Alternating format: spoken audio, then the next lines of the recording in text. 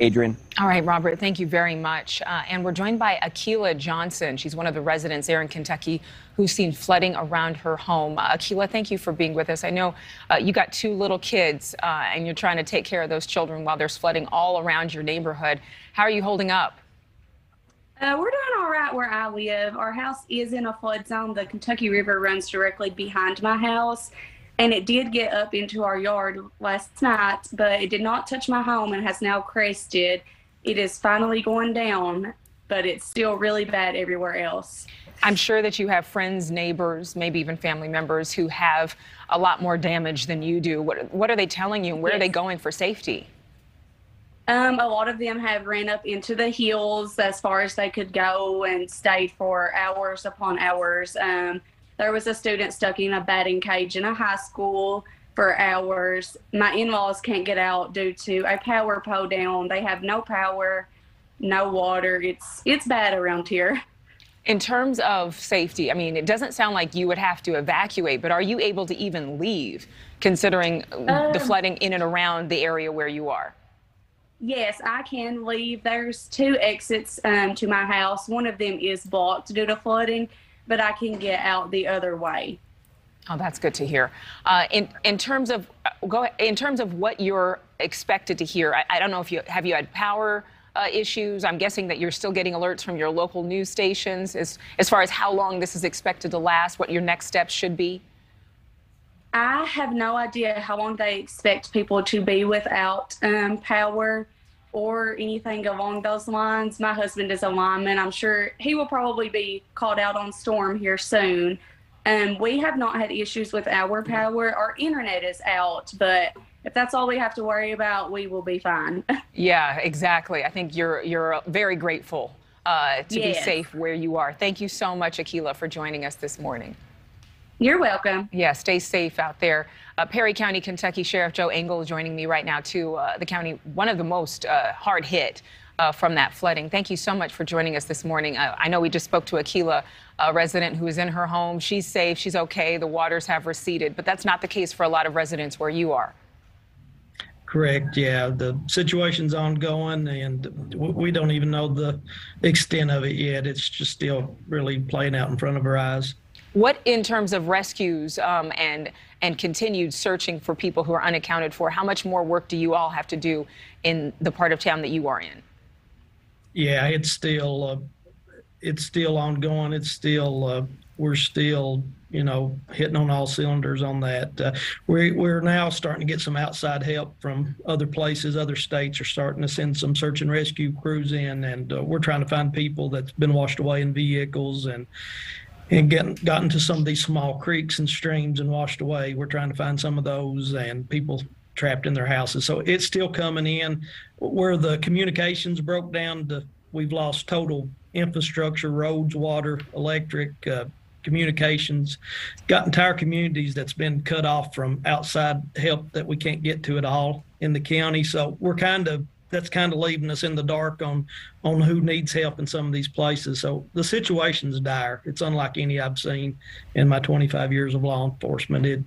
I can't express how dire the situation is. I'm hearing in your voice almost a sense of overwhelm right now. I don't know what you're doing to stay awake and stay encouraged that you'll continue to find people.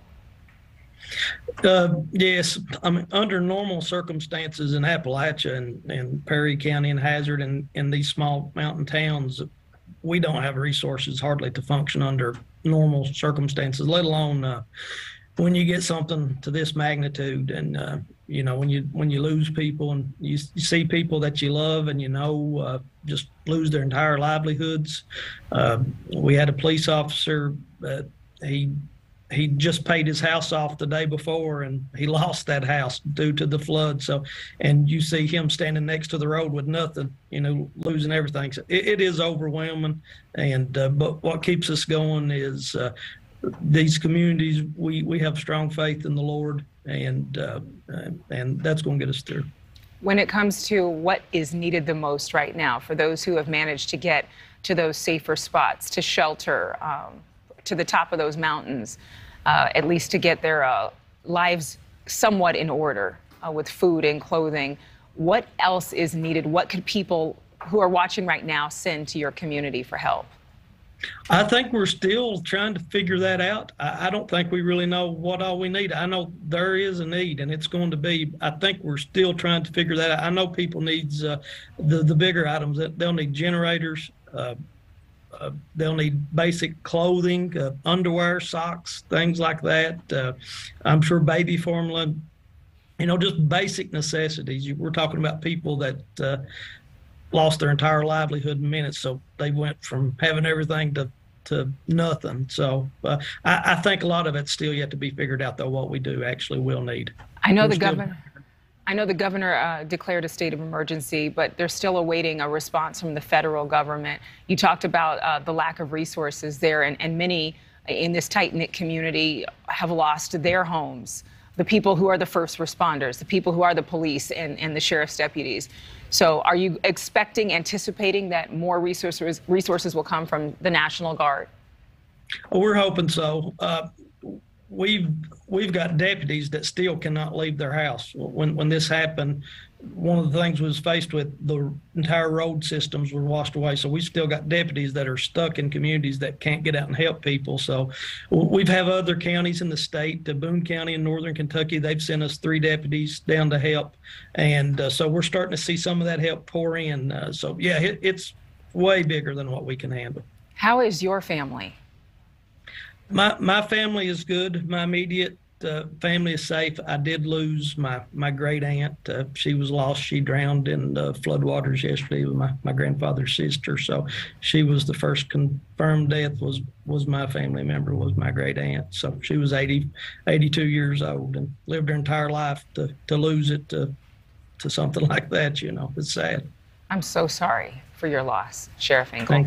So sorry. And thank you for staying strong for your community. Thank you for being there for so many people who've lost everything. Thank you. Wow. It just puts things in perspective, doesn't it? Okay. I'm so sorry. Gerard is going to be tracking more on that flooding coming up in just a few minutes. But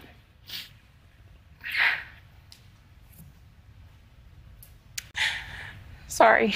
Thank you for watching. Go to newsnationnow.com to find News Nation on your television provider. And don't forget to click the red subscribe button below to get more of News Nation's fact-driven, unbiased coverage.